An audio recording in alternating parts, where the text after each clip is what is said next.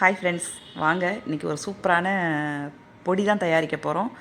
தமிழ்லேயே பார்த்துருப்பீங்க. ஆமாம் ஃப்ரெண்ட்ஸ், ரசப்பொடி தான். இப்போ இதுக்கு வந்து நான் 75 கிராம் அந்த பவுலில் மல்லி, காஞ்ச மல்லி, தனியா எடுத்திருக்கேன்.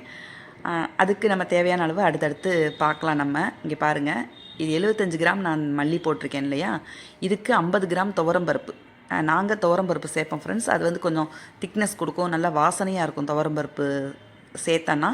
இப்போ நம்ம மல்லி வந்து சூடு பறக்கிற அளவுக்கு நம்ம கையில் தொட்டோன்னா அப்பா சூடாக இருக்குது அப்படின்ற அளவுக்கு, ஏன்னா ரொம்ப பொரியக்கூடாது, நிறம் மாறிடும் உங்களுக்கு. இங்கே பாருங்கள், நான் தொட்டு பார்த்தேன்.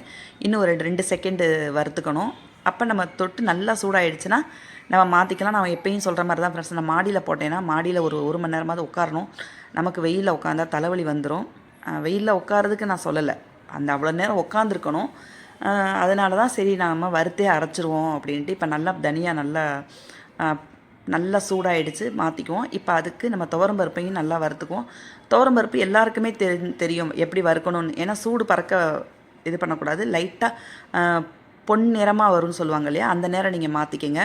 இப்போ நான் இந்த பவுலில் 50 கிராம் ஜீரகம், 50 கிராம் மிளகு, அதாவது 75 கிராம் மல்லி, 50 கிராம் துவரம்பருப்பு, 50 கிராம் ஜீரகம், 50 கிராம் மிளகு, 25 கிராம் மிளகாய் வத்தல், இதுதான் இன்றைக்கி நான் போட போகிறேன் ஃப்ரெண்ட்ஸ். இப்போ நம்ம துவரம்பருப்பை நல்லா வறுத்துக்கலாம். அந்த மாதிரி மாடியில் போட்டால் பூரா இதாக இருக்குங்க. பாருங்கள், நிறம் மாறிடுச்சா. நம்ம இப்போ இதை இன்னும் ஒரு 2 செகண்ட் வச்சுட்டு நம்ம மாற்றிக்கலாம். இந்த மாதிரி நான் இப்போ வந்து சாம்பார் பொடி வந்து என் தங்க அரைச்சி கொடுக்குறா. மற்றபடி நம்ம இட்லி பொடியாக இருக்கட்டும், ரசப்பொடியாக இருக்கட்டும், பருப்பொடியாக இருக்கட்டும், அப்புறம் வத்த குழம்புக்குன்னு நான் ஒரு பொடி போடுவேன் ஃப்ரெண்ட்ஸ். இங்கே பாருங்கள், ஜீரகம் இந்த அளவு தான், இதே அளவுக்கு தான் நான் மிளகும் எடுக்க போகிறேன். மேப்பொடி சொல்லுவாங்க, வத்த குழம்பு இந்த மாதிரிலாம் வச்சோம்னா மேல் பொடி. அப்போ நீங்கள் வந்து வத்த குழம்பு வச்சிங்கன்னா ஒரு 4 டீஸ்பூன் நம்ம சாம்பார் பொடி போட்டோம் எப்பயும் போடுவோன்னா, இது 2 டீஸ்பூன் சாம்பார் பொடி, 2 டீஸ்பூன் வந்து வத்த குழம்பு பொடி. எப்பயுமே நம்ம சமையல் கேட்ரிங் பண்ணும்போதுலேருந்து நான் இந்த எல்லா பொடியுமே திரித்து வச்சுக்குவேன். நீங்கள் அந்த வத்த குழம்பு பொடி போடும்போது இன்னும் அந்த வத்த குழம்பு வாசனையை தூக்கி கொடுக்கும் ஃப்ரெண்ட்ஸ், நல்ல மணக்கும் அப்படியே. இப்போ நம்ம ஜீரகத்தை வறுத்துக்கலாம். ஜீரகம் பொரியிறது உங்களுக்கு சவுண்டு கேட்காது, நான் வாய்ஸ் ஓவர் கொடுக்குறனால. ஆனால் பொரியிற ஸ்டேஜுக்கு மிளகும் ஜீரகமும் வறுத்து எடுத்துக்கலாம். அதனால தான் நான் மாடியிலே போடுறதில்ல. ஓகே, நம்ம வறுத்து அரைச்சாலும் நல்லா தான் ஃப்ரெண்ட்ஸ் இருக்குது. இப்போ நான் எடுத்துருக்கிற அளவு நீங்கள் டெய்லி ரசம் வச்சிங்க அப்படின்னா 1 மாதத்துக்கு வரும். இல்லை நான் மாதத்துக்கு 15 நாள் தான் ரசம் வைப்பேன் அப்படின்னா இது 2 மாதத்துக்கு வரும். இப்போ நாங்கள் 4 பேர் இல்லை 3 பேருன்னு வச்சுக்கோங்களேன். அதனால் 3 பேர்னால் ஒரு 1.5 மாதம் 2 மாதம் கூட வரும். நம்ம வைக்கிற அளவு பொறுத்து தான் ஃப்ரெண்ட்ஸ். நம்ம 4 பேருக்கு ஒருத்தவங்க நல்ல ரசம் நல்லா ஊற்றி சாப்பிடுவாங்க. இப்போ நாங்கள்லாம் ரசம் ஊற்றி சாப்பிடணும், ஒருத்தவங்க பெரட்டின மாதிரி சாப்பிடுவாங்க. அப்படிங்கும்போது அவங்களுக்கு அந்த அளவு தெரியும் இல்லையா. ஏன்னா ஒவ்வொரு வீட்டில் கொஞ்சமாக ரசம் வைப்பாங்க. இப்போ நாங்களாம் ரசம் வச்சா நிறையா வைப்பேன். அதான் ஊற்றி நல்லா சாப்பிடுவோம். ரசமே ஊற்றி குடிக்கிற அளவுக்கு சாப்பிடுவேன் நான்லாம். ஏன்னா ரொம்ப பிடிக்கும் எனக்கு.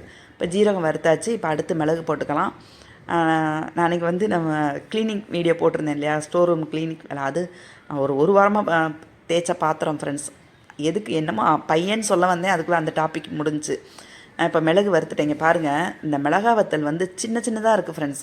ஆனால் காட்டம் பார்த்திங்கன்னா காரம், அவ்வளோ காரம். இது நான் வாங்கும்போது இன்னும் இந்த மிளகாய் வத்தலை கொடுத்துட்டாங்களே, மிளகாய் வத்தல் ரொம்ப சின்னதாக இருக்கே, காரம் இருக்குமோ இருக்காதோ அப்படின்னு நினச்சேன். ஆனால் பயங்கர காட்டம் ஃப்ரெண்ட்ஸ். இங்கே பாருங்கள், இப்போ புகை வர்றது உங்களுக்கு தெரியுதா. மிளகுல வறுக்கும்போது புகை வந்துருச்சு. இதை இப்போ நம்ம மாற்றிக்கலாம். அடுத்து நம்ம மிளகாய் வத்தலை வறுத்துக்கலாம். அந்த மாதிரி காரம், நல்ல காரம் ஃப்ரெண்ட்ஸ். உங்களுக்கு மிளகு ஜீரகம் போடுங்க. எப்பயுமே ரசத்துக்கு வந்து மிளகு காட்டம் தான் வேணும், உடம்புக்கு ரொம்ப நல்லது. நீங்கள் மிளகாய் வத்தல் காரம் இல்லைன்னா கூட நீங்கள் 2 தாளிக்கும் போது ஜீரகம் மிளகாய் வத்தல் எல்லாம் போட்டு தாளித்து கொட்டிக்கிங்க. அந்த காரம் கொஞ்சம் ஈக்குவல் ஆகும். ஆனால் அளவு வந்து நான் அரைக்கிற அளவு தான் ஃப்ரெண்ட்ஸ் உங்ககிட்ட நான் சொல்லியிருக்கேன். அதில் நம்ம 2 பச்சை மிளகாய் சேர்ப்போம். நான்லாம் 2 பச்சை மிளகாய் ரசத்துக்கு சேர்ப்பேன். வரமிளகா கூட ரொம்ப தாளிக்க மாட்டேன். நான் ரசத்துக்கு பச்சை மிளகா போடுவேன். அந்த ரசத்தில் பச்சை மிளகா நீங்கள் போட்டு சாப்பிட்டு பாருங்களேன், சூப்பராக இருக்கும். அன்றைக்கி ஒன்றுமே தொட்டுக்க ஒன்றுமே இல்லை, அந்த பச்சை மிளகா எல்லாம் புளிப்பு காரம் எல்லாம் சேர்ந்து சாப்பிடும்போது சூப்பராக இருக்கும். அந்த மோர்ஞ்சத்துக்கு கூட நம்ம அந்த பச்சை மிளகா ரசத்தில் போட்டிருக்கிற பச்சை மிளகாயை சாப்பிட்லாம். இங்கே பாருங்கள், நான் இப்போ வந்து அடுப்பை அமர்த்திட்டேன் ஃப்ரெண்ட்ஸ். அந்த சட்டி சூட்லேயே நம்ம இத்தனை பொருள் வறுத்துருக்கோம் இல்லையா, அப்போ அந்த சட்டி சூடு உங்களுக்கு நல்ல சூடாக இருக்கும். நீங்கள் அதுலேயே வறுத்துக்குங்க மிளகா வத்தலை. நம்ம அடுப்பு பற்ற வச்சுட்டு வறுக்கணுங்கிறது கிடையாது, போட்டோன்னே நீங்கள் இது பண்ணிக்கிங்க. அப்படி அந்த மாதிரி க்ளீனிங் வேலை பையன் சொல்ல வந்தேன். ஏன்னா என் பையன் சொல்லுவான், இதெல்லாம் தேவையாம்மா, இதெல்லாம் க்ளீனிங்லாம் தேவையா அப்படின்னு. அது பசங்களுக்கு பொதுவாகவே ஆம்பளைங்களுக்கு தெரியாது ஃப்ரெண்ட்ஸ். நம்ம லேடிஸ்க்கு தான் இது பண்ணால் நமக்கு மன திருப்தி வருமா அப்படின்றது மட்டும், அந்த மன திருப்தி மட்டும் அந்த மன திருப்தியை கொண்டு வரதுக்கு ஒரு பூஜை, ஒரு நாளுங்கிழமை, ஒரு கோவிலுக்கே போகிறோம் அப்படின்னா நமக்கு முதல்ல ஃபஸ்ட்டு திருப்தி இருக்கணும். அந்த திருப்தி எதில் இருக்கும் அப்படிங்கிறது நமக்கு மட்டும்தான் தெரியும். இப்போ ஒரு வெள்ளிக்கிழமையே இருக்குது, ஆடி வெள்ளியாக இருக்கட்டும், தை வெள்ளியாக இருக்கட்டும், இல்லை சாதா வெள்ளியாக இருக்கட்டும். இப்போ நம்ம சாதா வெள்ளிக்கும் நம்ம ஆடி தை வெள்ளிக்கும் நமக்கு எவ்வளோ ஒரு வித்தியாசம் இருக்குது.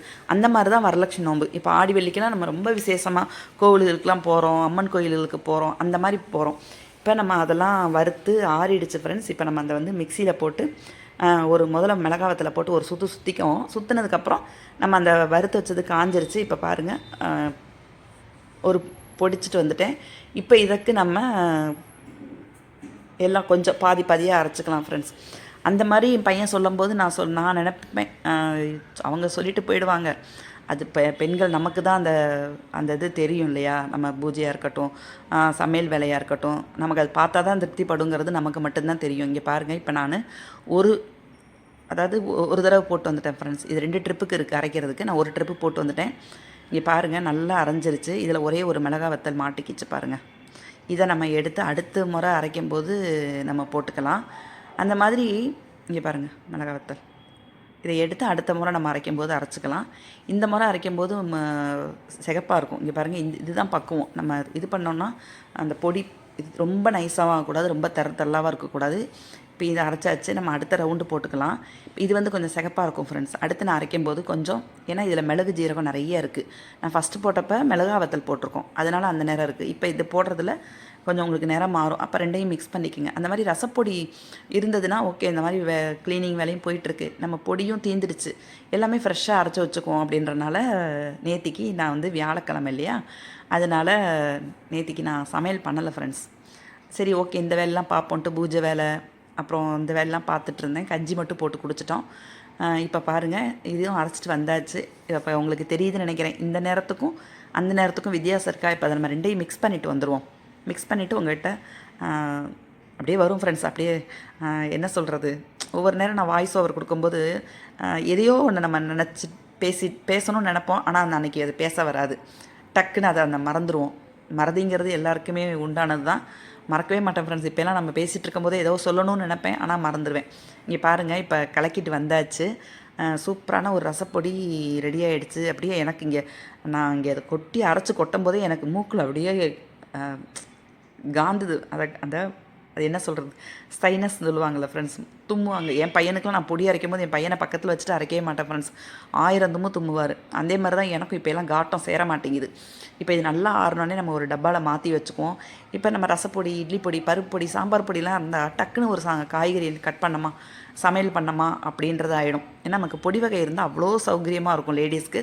ஓகே ஃப்ரெண்ட்ஸ், இந்த ரசப்பொடி ரெசிபி உங்களுக்கு பிடிச்சிருக்குன்னு நினைக்கிறேன். இந்த மாதிரி நீங்களும் ட்ரை பண்ணி பார்த்துட்டு எப்படி இருக்குன்னு சொல்லுங்கள். Thank you friends.